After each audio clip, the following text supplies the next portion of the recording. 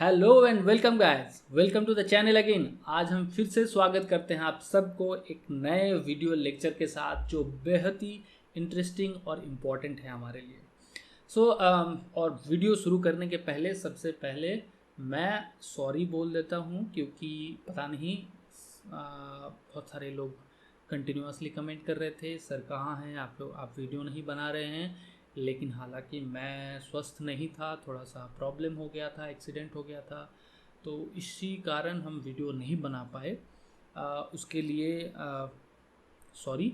लेकिन अभी हम डिले नहीं करके एकदम डायरेक्ट टॉपिक में चले जाते हैं। और थैंक यू सो मच, सब लोग याद किए हमें कि क्यों नहीं वीडियो आ रहा है। मुझे अच्छा लग रहा था आप लोगों का सबका कमेंट, और मैं सबका कमेंट पढ़ता भी हूँ। So thank you so much. So history of social work in India, आप लोग ये टॉपिक देख के आप लोगों को मज़ा आ गया होगा क्योंकि ये बहुत इम्पोर्टेंट टॉपिक है और बहुत ही हमें मुश्किल होता है इसको समझने में। क्योंकि हम लोग जब सोशल वर्क के बारे में सोचते हैं तो क्या होता है कि ये एक प्रैक्टिकल ओरिएंटेड सब्जेक्ट है, और जब हम हिस्ट्री के बारे में सोचते हैं तो वो क्या हो जाता है, उसमें बहुत सारे फैक्ट, उसमें बहुत सारे डेट्स याद रखना पड़ता है और दिमाग भारी हो जाता है। लेकिन टेंशन नहीं है, हम लोग सारे चीज़ को कवर अप कर लेंगे, है ना, और बड़े आसान तरीके से हम समझ भी लेंगे। तो history of social work in India हम पढ़ रहे हैं, अपना परिचय हम नहीं कर रहे हैं क्योंकि हमें पता है आप सबको मेरा नाम मालूम है। आगे बढ़ते हैं, ठीक है। सोशल वर्क इन इंडिया जब हम बात करते हैं तब ये तीन चीज़ हमारे पास सबसे पहले उठ के आता है। क्या क्या है जी? एक है फिलैंथ्रोपिक, एक है चैरिटी, और तीसरा है श्रमदान। देखिए, चैरिटी श्रमदान हमें थोड़ा बहुत समझ में आ गया और फिलैंथ्रोपिक हमें नॉर्मली पता है, लेकिन फिर भी आप लोग तो इंटेलिजेंट हैं ही, लेकिन फिर भी मैं थोड़ा सा और बता देता हूँ। फिलैंथ्रोपिक क्या होता है जी? कि एक मान के चलिए ये एक इंसान, इतना ही पेंटिंग आता है हमको, ये एक इंसान पर्सनल इंटरेस्ट के साथ कुछ चैरिटी कर रहा है, ठीक है जी। तो ये हो गया फिलैंथ्रोपिक। मेरे को अच्छा लग रहा है तो मैं किसी का हेल्प कर रहा हूँ अपने मानवता के लिए, तो ये हो गया फिलैंथ्रोपिक कल्चर, या फिलैंथ्रोपिक हम बोल सकते हैं इसको। चैरिटी क्या है? क्या हम कहीं एक जगह पे, मान के चलिए मेरा यहाँ पर एक मंदिर है, ठीक है, मंदिर है, और इस मंदिर के अंदर मैं कुछ दान दिया, दक्षिणा नहीं लेकिन दान दान दिया, और इस मंदिर से कुछ लोग प्रसाद खाते हैं रोज, खिचड़ी हो या कुछ, जो नीडी पीपल है जिनका जिनका वहाँ से गुजारा हो जाता है। ऐसे बहुत सारे इंडिया में अभी तक ऐसे बहुत सारे जगह है जहाँ पर लोग इसी तरीके से खाते हैं और गुजारा कर लेते हैं। इतने इतने हमारे यहाँ सोसाइटल स्ट्रक्चर ऐसा है। तो ये क्या हो गया? चैरिटी हुआ, मैं कहीं पर दिया दान और उस चीज़ का यूटिलाइजेशन कहीं और से हुआ, मतलब मेरा डायरेक्ट नहीं हो रहा है, बीच में एक सर्कुलेशन आ रहा है। और श्रमदान क्या है कि मैंने अपना लेबर कंट्रीब्यूट किया और ये लेबर के अंदर से जाके कुछ और हुआ। मतलब मान के चलिए मेरे पास पैसा नहीं है, कुछ काम हो रहा है और मेरे को लग रहा है कि यहाँ मेरा कुछ कंट्रीब्यूट होना चाहिए, तो मेरा पैसा नहीं है, मैं क्या करूँ? तो क्या करना है जी? वहाँ अपना श्रमदान करना है, अपना लेबर वहाँ कंट्रीब्यूट करना है। खुद वहाँ अगर काम कर दिए तो क्या हुआ, कहीं ना कहीं वो भी एक आप अर्थ ही उनको दे रहे हैं, उसको आप पैसा ही दे रहे हैं कि क्योंकि आपके जगह कोई और काम करता तो वहाँ पैसा लगता है ना। तो श्रमदान भी एक तरह का चैरिटी होता था। ये तीन चीज़ आप याद करके देखिए, हमारे इंडियन कल्चर में या हमारे जितने भी माइथोलॉजिकल चीज़ें हमें सिखाता है, ये तीन चीज़ों का इम्पोर्टेंस बहुत ज़्यादा होता था। तो ये है तीन पिलर हम बोल सकते हैं जो Indian history of social work के साथ जुड़ा हुआ है, ठीक है जी। अब एक चीज़ और मैं बस ऐड करना चाहूँगा कि जब भी हम हिस्ट्री के बारे में हम बात करते हैं तो पहले हमारे दिमाग में सोशल वर्क के हिस्ट्री के बारे में, यूएस या बाहर के कंट्री के बारे में ही, यूके के बारे में हमें ज़्यादातर पढ़ाया जाता है, इंडिया के बारे में कम पढ़ाया जाता है। इसका रीज़न क्या है? इंडिया में क्या सोशल वर्क नहीं होता था? होता था, और ज़्यादा होता था, दूसरे कंट्री से बहुत ज़्यादा होता था। हमारे यहाँ कल्चर बहुत रिच है, लेकिन हमारे यहाँ प्रोफेशनल सोशल वर्क नहीं हुआ था। मतलब जो आज के दिन में हम लोग जो प्रोफेशनल सोशल वर्क का बात करते हैं वो कहीं और से डेवलप होके आया है। इसीलिए कहीं ना कहीं इंडियन सोशल वर्क में या इंडियन जो हिस्ट्री है उसको इतना ज़्यादा इम्पोर्टेंस नहीं दिया जाता है। लेकिन एक इंडियन होने के नाते, आप एक इंडियन स्टूडेंट होने के नाते आपका ये जिम्मेदारी है कि आपके हिस्ट्री को आप टटोलोगे और पढ़ोगे, समझोगे कि यहाँ क्या था, तब ना आपको समझ में आएगा। और हिस्ट्री हम इसीलिए पढ़ते हैं आज के दिन में जो चल रहा है इसका पीछे बैकग्राउंड क्या है वो समझने के लिए। तो आज के दिन में जो भी हो रहा है वो हिस्ट्री के साथ कनेक्टेड है ना, तो इसीलिए हमें हिस्ट्री पढ़ना चाहिए। तो हिस्ट्री अगर हम पढ़ेंगे इंडिया का हिस्ट्री, तो सबसे पहले जो बहुत इंपॉर्टेंट चीज़ आएगा हमारे पास वो है पंचायत सिस्टम। देखिए, एकदम इनिशियल एंशिएंट इंडियन कल्चर में तो पंचायत उस टाइम बहुत अच्छे तरीके से फॉर्म नहीं हुआ था, लेकिन प्रोसेस तब भी था, अब भी है। मतलब एक अनस्ट्रक्चर्ड फॉर्मेशन तब भी था। आज के दिन में हो सकता है पंचायत थोड़ा और ज़्यादा स्ट्रक्चर्ड हो गया है, लेकिन पंचायत सिस्टम था। और उस टाइम पंचायत सिस्टम क्या करता था, कम्युनिटी के डेवलपमेंट के ऊपर, कम्युनिटी के नीड के ऊपर ज़्यादातर काम करते थे। कि एक कम्युनिटी में है, वहाँ पर एक पंचायत बनाया गया है, अब पंचायत में वर्क होता है, तो उसमें लोग ये देखते थे कि उसमें दूसरे को कैसे कंट्रीब्यूशन किया जाए। तो इसके आधार पे पंचायत सिस्टम चलता था। ठीक है, अब हम दूसरा पॉइंट में आते हैं जो है जॉइंट फैमिली। जॉइंट फैमिली बहुत इंपॉर्टेंट चीज़ है। जो लोग जॉइंट फैमिली में रहे हैं या जॉइंट फैमिली में बड़े हुए हैं उनको क्या ही बोलूँ, याद स्वाद आ जाएगा। क्योंकि मैं एक जॉइंट फैमिली से बिलोंग करता हूँ। मैं जब छोटा था तब मैं जॉइंट फैमिली में ही था। बहुत बड़ा हुआ, उसके बाद डिवीज़न हुआ, अलग अलग हो गए सारे, पापा, दादाजी, ताऊ जी, सब लोग अलग अलग हो गए, लेकिन जॉइंट फैमिली में हम लोग थे। अब जॉइंट फैमिली में फॉर्मेशन क्या होता है कि एक बंदा दूसरे का जिम्मेदारी लेता है। कैसे? मान के चलिए कि बड़ा लड़का काम कर रहा है, तो छोटा बच्चा या छोटा लड़का पढ़ाई कर रहा था, उसका जिम्मेदारी कौन ले रहा है? बड़ा। तो इस हिसाब से फॉर्मेशन होता था। और अगर थोड़ा सा और डीप जाएं तो जो डिसेबल पर्सन होते हैं फैमिली के, जो बूढ़े होते हैं, बड़े होते हैं, उनको नेगलेक्ट नहीं किया जाता है। उनको बड़े आदर से, प्यार से उनका जिम्मेदारी, रिस्पॉन्सिबिलिटी लिया जाता है और उनको रिस्पेक्ट भी दिया जाता है। ऐसा नहीं है कि बस रिस्पॉन्सिबिलिटी ले रहे हैं, उसको रिस्पेक्ट भी दे रहे हैं। उसका मतलब उसको उसका पोस्ट भी क्रिएट किया जा रहा है कि अगर हमारे पास एक बड़े कोई हैं फैमिली में, गार्जियन हैं, तो उनको एक गार्जियनशिप का ही दर्जा दिया जाता है। तो ये जॉइंट फैमिली का जो फंडा है बहुत बढ़िया है और ये हिस्ट्री से चला आ रहा है। ठीक है जी। तीसरा, Indian religious culture like Hindu, Muslim, Jain, ये सारे चीज़ कहीं ना कहीं चैरिटी के साथ कनेक्टेड था। अलग अलग रिलीजियस में अलग अलग नाम होता था। जैसे जक़ात, हिंदू धर्म में दान दक्षिणा, मुस्लिम में जक़ात होता था, दान दक्षिणा। इस तरीके से उसी तरीके से जैन में भी था, बौद्ध में भी था। इसी तरीके से अलग अलग चीज़ों का अलग अलग नाम देके चैरिटी किया जाता था। तो रिलीजियस इन्वॉल्वमेंट भी बहुत इम्पोर्टेंट है। ठीक है, और हमें MSW में रिलीजियस कॉन्सेप्ट के ऊपर बहुत सारी चीज़ पढ़ना भी पड़ता है। तो आप लोगों को ये तो समझ में आ गया है कि रिलीजियस कॉन्सेप्ट सोशल वर्क के लिए कितना इंपॉर्टेंट है। ठीक है, during the time many institutions were build such as धर्मशास्त्र, बुद्धाश्रम।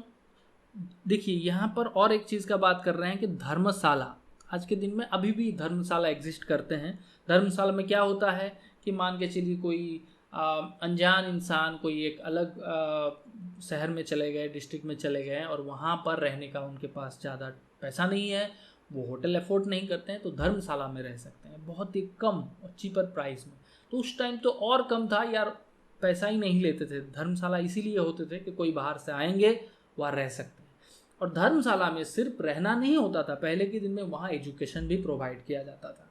ठीक है, बुद्धाश्रम भी वही कॉन्सेप्ट जहाँ पर बौद्ध लोग रहते थे और वहाँ पर भी एजुकेशन प्रोवाइड किया जाता था। तो ये सारे चीज़ आप देखिए कितना इम्पोर्टेंट है और इंटरकनेक्टेड है एक के साथ दूसरा। ठीक है, अब देखिए एक चीज़ हमें समझना पड़ेगा कि जो सोशल वर्क है, हर कंट्री का सोशल वर्क फॉर्मेशन के पीछे कोई ना कोई बड़ा सोशल साइंटिस्ट या एक्टिविस्ट या कोई राजा, इन लोगों का इन्वॉल्वमेंट होता था। तो हमारे यहाँ भी जब राजा राममोहन रॉय का टाइम था, उनके टाइम के बाद से प्रोफेशनल सोशल वर्क हमें देखने को मिला। लेकिन उसके पहले हमारे बहुत सारे जो राजा थे, मराठा राज लोग थे या कुछ मुस्लिम राजा थे, वो सब लोग भी अपने हिसाब से सोशल वर्क किए हैं। ठीक है जी। अब हम बात करते हैं। अब हम बात करेंगे, देखिए जब हम सोशल वर्क के बारे में पढ़ाई कर रहे हैं तो हमें एक चीज़ और याद रखना पड़ेगा, वो है डेट टाइम। क्योंकि सोशल वर्क का हिस्ट्री में या किसी के भी हिस्ट्री में डेट टाइम का मेंशन होना बहुत इंपॉर्टेंट है। लेकिन हम लोग यहाँ पर ना इंडियन जो सोशल वर्क का हिस्ट्री है वहाँ पर डेट टाइम डिवाइड करके नहीं पढ़ाया जाता है नॉर्मली, तो उसमें डिफिकल्टीज हो जाता है, समझने में मुश्किल हो जाता है। हम इसीलिए इसको थोड़ा सा 3 पार्ट में डिवाइड कर लिए। एक है एंशिएंट पीरियड, दूसरा है मिडिएवल पीरियड और थर्ड है मॉडर्न पीरियड। सो एंशिएंट पीरियड क्या है? 2500 BC से 1000 AD तक हम इसको एंशिएंट पीरियड बोलते हैं, जो हम आज पढ़ेंगे। ठीक है, ज़्यादा नहीं पढ़ेंगे, थोड़ा थोड़ा करके पढ़ेंगे। और मिडिएवल पीरियड क्या है? AD 1100 से AD 1800 तक जो टाइम है इसको हम मिडिएवल पीरियड कहते हैं। और मॉडर्न पीरियड 1800 के बाद से अभी तक का जो भी टाइम है उसको हम मॉडर्न पीरियड बोलते हैं। मतलब अभी तक ये मॉडर्न पीरियड चल रहा है और आने वाले टाइम में जो भी होगा वो ऐड होता जाएगा। ठीक है जी। अब हम देखिए एंशिएंट पीरियड का जो बात कर रहे हैं, हम टाइमिंग आपको बता दिए, इस टाइमिंग को याद रखना आपका जिम्मेदारी है। अब एंशिएंट पीरियड में क्या होता था? चैरिटरी रिलीजियस डिवोशन के ऊपर जो एक कल्चरल सिस्टम बना हुआ था। क्या बोला जा रहा है? Charity and religious devotions were the mainstay of the Indian culture in the ancient period.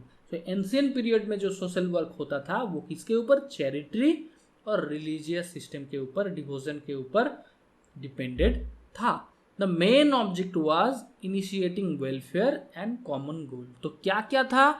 Initiating welfare और कॉमन गोल। इनिशिएटिंग वेलफेयर का मतलब दूसरे के लिए अच्छा काम करना। जैसे वेलफेयर ओरिएंटेशन का बात हम करते हैं, तो वेलफेयर ओरिएंटेशन में क्या होता है कि एक ऑर्गेनाइजेशन को स्ट्रक्चर्ड ऑर्गेनाइजेशन बनाना, प्रोसेस के अंदर बनाना।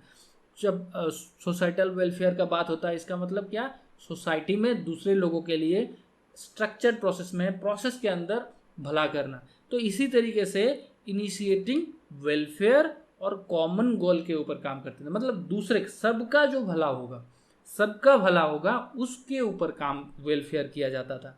मतलब मान के चलिए एक सोसाइटी में बहुत सारे लोग रह रहे हैं, अब सबका नीड अलग अलग है, लेकिन जो कॉमन गोल सबका है, जो सबका नीड फुलफिल कर सकता है, जो चीज़, जो ऑब्जेक्टिव, उस ऑब्जेक्टिव के ऊपर काम करना, तब का दिन में, मतलब हम एंशिएंट पीरियड का बात कर रहे हैं, उस टाइम उस टाइप का वेलफेयर किया जाता था। The evident of the glimpses are found in folk tales, literary works, Smriti, Dharmashastra. अब हम अगर इंडियन हिस्ट्री के बारे में बात करेंगे और ये सारी चीज़ नहीं बात करेंगे तो कैसे चलेगा, है कि नहीं? तो हमारे पास फोक टेल्स, लिटरेरी वर्क्स, स्मृति, धर्मशास्त्र, ये सारी चीज़ हमारे पास भरे हुए हैं इंडियन कल्चर में। और इसी के ऊपर आधार करके हमें एविडेंस मिलता है कि किस तरीके का उस टाइम सोशल वर्क होता था।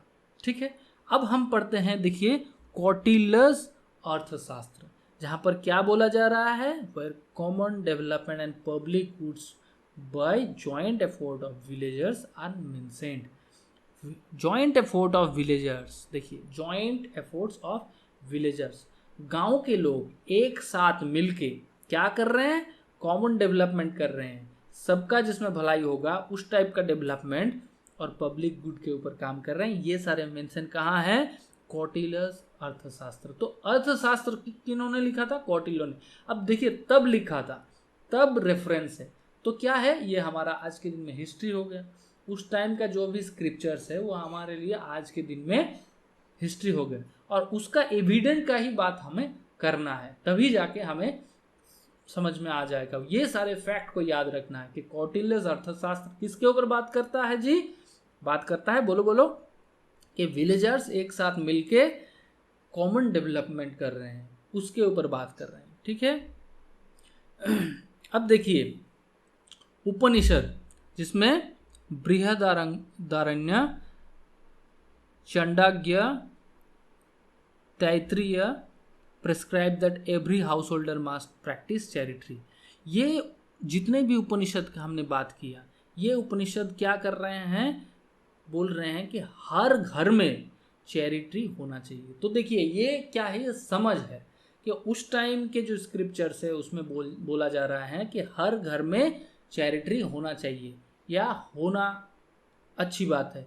तो ये सारे चीज़ एविडेंट है हमारे लिए कि किस तरीके का सोशल वर्क होता था।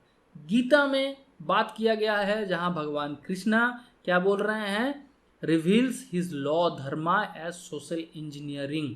सोशल इंजीनियरिंग के बारे में बोला जा रहा है धर्मा के अंदर।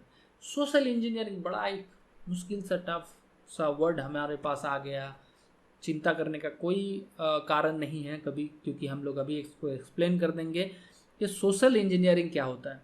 सोशल इंजीनियरिंग होता है डिवीज़न करके स्ट्रक्चर करना। समझिए, गलत इंटरप्रेट मत कर लीजिएगा कि आपको लगेगा कि बड़ा गलत शब्द बोल दिया सर ने, ऐसा नहीं है। कि एक सोसाइटी है, उस सोसाइटी में कुछ लोग पढ़ाई का काम करेंगे। मान के चलिए जो वर्ण का वर्णन किया गया है, चतुर्वर्ण, कि यहाँ ब्राह्मण, क्षत्रिय, वैश्य, शूद्र, तो ये जो डिवीज़न है इसका कारण इस था सोसाइटल बैलेंस रखना, कि कुछ लोग पढ़ाई करवाएंगे, दूसरे को एजुकेट करवाएंगे, एजुकेशन प्रोवाइड करेंगे, कुछ लोग रक्षा करेंगे देश का, दूसरे लोगों का। आज के दिन में जैसे होते हैं सोल्जर्स लोग हमारे लिए रक्षा करते हैं। कुछ लोग व्यापार करेंगे क्योंकि कंट्री को इकोनॉमिकली भी स्ट्रांग रखना है, और कुछ लोग ये सारे कैटेगरी के लोगों को सर्व करेंगे।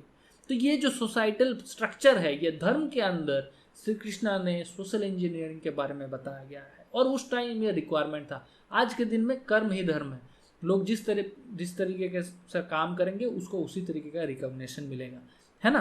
तो ये सारे चीज़ हम अगर आज के दिन में ऋग्वेद पढ़ते हैं या ऋग्वेद देखते हैं तो उस टाइम में भी यहाँ पर वर्णन है, वर्ण का वर्णन है, और सोसाइटल स्ट्रक्चर के बारे में बताया गया है, कुछ रिचुअल्स के बारे में बताया गया है कि किस तरीके से लोगों को हमें हेल्प करना चाहिए, किस तरीके से चैरिटी को प्रमोट करना चाहिए, सारे चीज़ों के बारे में बात किया गया है।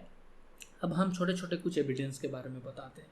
देखिए विद्यादान के बारे में हम जैसे श्रमदान पहले पढ़े थे, एकदम इनिशियली श्रमदान पढ़े थे ना, तो इस टाइम हम पढ़ रहे हैं विद्यादान। तो श्रमदान मतलब अगर श्रम को दान करना है, मतलब अपना एफर्ट किसी और को देना है या अपना लेबर दे के किसी को हेल्प करना है, तो विद्यादान का मतलब क्या होता है कि विद्या दे के, ज्ञान दे के। लेकिन दोनों का स्ट्रक्चर थोड़ा अलग है। विद्यादान क्या होता था, विद्यादान में होता था कि एक गुरु रहते थे, एक शिष्य रहते थे, और गुरु का काम होता था शिष्य को पढ़ाना, शिष्य का काम होता है गुरु से पढ़ना। ठीक है, आज के दिन में भी यही होता है प्रोसेस, लगभग थोड़ा सा अलग इन्वॉल्वमेंट। लेकिन उस टाइम क्या होता था, उस टाइम इकोनॉमिकल सर्कुलेशन बहुत ज़्यादा नहीं होता था, लोग कर्म के ऊपर ज़्यादा आधारित थे। तो लोग जैसे कोई गुरु है तो वो पढ़ाई करवाएंगे, एजुकेशन प्रोवाइड करवाएंगे, और जो स्टूडेंट है वो एजुकेशन लेंगे। लेकिन ऐसा नहीं है कि हर दिन उसको फीस देना है। अब एजुकेशन लेने के बाद शिष्य को कभी एक टाइम पे गुरु दक्षिणा देना है, और गुरु दक्षिणा क्या होता था, गुरु जो मांगेगा वही देना है ना। लेकिन गुरु भी उस टाइम बढ़िया होते थे, ऐसा नहीं चीज़ मांगा जाता था, और कभी कभी मांगा भी जाता था। नहीं तो अभी कोई ना कोई कमेंट करके बोल देगा कि भाई किसी ने थम को मांग लिया और काट के दे दिया। हमको समझ में आ गया है, कुछ लोग सोच भी रहे हैं, मुस्कुरा रहे हैं, तो ठीक है चलो। तो विद्यादान क्या था, उस टाइम एक सोसाइटल फैक्ट, मतलब सोसाइटल प्रोसेस था जिसमें एजुकेशन प्रोवाइड किया जाता था एक कैटेगरी के लोगों के माध्यम से दूसरे लोगों तक, या गुरु के माध्यम से शिष्य तक। जातक एक टेल होता था, मतलब एक स्टोरी होता था जो बौद्ध लोग ज़्यादातर करते थे। उसके अंदर स्टोरी टेलिंग के माध्यम से चैरिटी प्रमोट करना, ये सारे चीज़ इन्वॉल्व होता था। Yognas, the main Yognas was the common welfare of all devoid of any personal benefit और प्रॉफिट। मतलब कॉमन वेलफेयर करना है, अपना पर्सनल प्रॉफिट ना देख के। तो ये भी बहुत एक अच्छा और बढ़िया रेफरेंस है, इसको भी हम लोग मार्क आउट कर सकते हैं, लिख सकते हैं। योगनाशालाज भी सेम, जैसे विद्यादान के अंदर विद्यादान किया जाता था और योगनाशाला के अंदर एजुकेशन प्रोवाइड करने का एक जगह, स्पेस दिया जाता था। Like classroom where students were installed with the feeling or working without the egocentric desire. The learning spirit क्या होता था, home, work place and the orientation common life. हाँ ठीक है। सो क्या होता था कि इस योगनाशाला के अंदर एजुकेशन प्रोवाइड किया जाता था और एजुकेशन प्रोवाइड करने का एक जगह होता था, आश्रम के जैसा। तो ये हमारे पास कुछ कुछ चीज़ एविडेंट है और यही एविडेंट को हमें देख के, इसी एविडेंट को हमें अपने दिमाग में रख के हमें पास्ट का, मतलब जो एंशिएंट पीरियड का जो भी हमारा हिस्ट्री है उस चीज़ को हमें समझना है। तो लगभग ये सारे चीज़ हमने कोशिश किया जितना हो सके इतना कम टाइम में कवर करने का। और मुझे लगता है आप लोगों को कुछ ना कुछ तो पता चल ही गया होगा, और जितना नहीं पता चला हम लोग कोशिश करेंगे आने वाले जो वीडियो होगा उसमें हम कवर कर लेंगे थोड़ा थोड़ा करके। लेकिन थोड़ा सा क्या होता है ना कि इसमें बहुत ज़्यादा इंटरेस्टिंग चीज़ नहीं होता है, फैक्ट होता है, उसको याद रखना पड़ता है, इसमें क्या काम होता है, इसमें क्या काम किया था, इसमें क्या किया था। फिर भी हमने अवॉइड किया ज़्यादातर टाइम वाइम को नहीं इन्वॉल्व करने का, क्योंकि उसमें दिमाग में बैठ नहीं पाता है, तो जोर लगता है, तो चीज़ कंसंट्रेट नहीं हो पाता है। तो जो भी जितना भी सरल मेरे हिसाब से हो सकता था आपको एंशिएंट हिस्ट्री समझने के लिए, उतना मैंने बता दिया। ठीक है जी। अब आप लोग बताइएगा कि आपको कितना समझ में आया है, तब जाके मैं भी थोड़ा सा इसमें काम करूँगा कि सही गलत है ना, उस हिसाब से मैं भी अपना ऑर्गेनाइज करूँगा। तो आज के लिए बस इतना ही है, और डरिए मत, हम आधा किए आज, एंशिएंट पीरियड किए। अब हमें थोड़ा और आगे बढ़ना है जी। कहाँ तक हमें करना है, यहाँ करना है, यहाँ मिडिएवल पीरियड और मॉडर्न पीरियड। तो हम आशा रखते हैं नेक्स्ट वीडियो में हम उसको कवर कर देंगे। तब तक के लिए आप लोग अपना ख्याल रखिएगा, दूसरे का भी ख्याल रखिएगा, क्योंकि हम लोग सोशल वर्कर हैं। जय हिंद, जय भारत, नमस्कार।